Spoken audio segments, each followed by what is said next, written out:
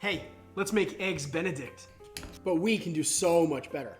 We're gonna use mortadella because let's be honest, nobody likes Canadian bacon.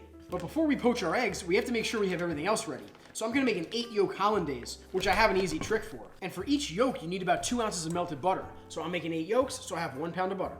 Then I'm gonna put my 8 egg yolks into something tall like this Bain Marie. And I usually do about 1 egg yolk per person, although I will say anything less than say 4 egg yolks can be a little tricky to emulsify. Then we'll add a decent pinch of kosher salt and the juice from 1 lemon. And buzz your egg yolks until they turn a little bit paler in color. Let your butter melt, and as soon as it starts to simmer, take it off the heat. Then slowly drizzle ladles of your butter right into your egg yolks.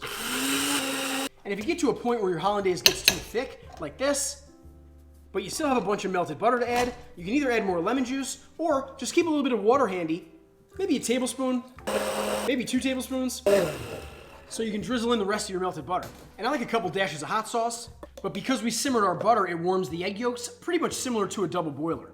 I'm gonna go wrap this in plastic and just stick it somewhere warm. Then we'll lightly toast our English muffin, fry our mortadella. Then you want this water hot, but not simmering. If you're using a thermometer, try to hit around 180 degrees. We're gonna add a couple tablespoons of white distilled vinegar, and that vinegar will make the water fizz a little bit, but it's supposed to help the egg whites stay together. Then I always find it way easier to crack your eggs into something like a ramekin or a coffee cup. Then you can lower your ramekin or coffee cup right into the water. Creating a whirlpool in this water can help wrap the egg white around the yolk. You can do it before you drop the egg, or even help it along after you drop the egg down. Because we're gonna add a second egg. My eggs have been in here for about 2 to 3 minutes, and I like to keep even a little piece of paper towel handy, so that as my eggs are finished, you can even look, you can poke the yolk a little bit and you can feel it. I'll use this paper towel so I don't end up with a bunch of water on my English muffin.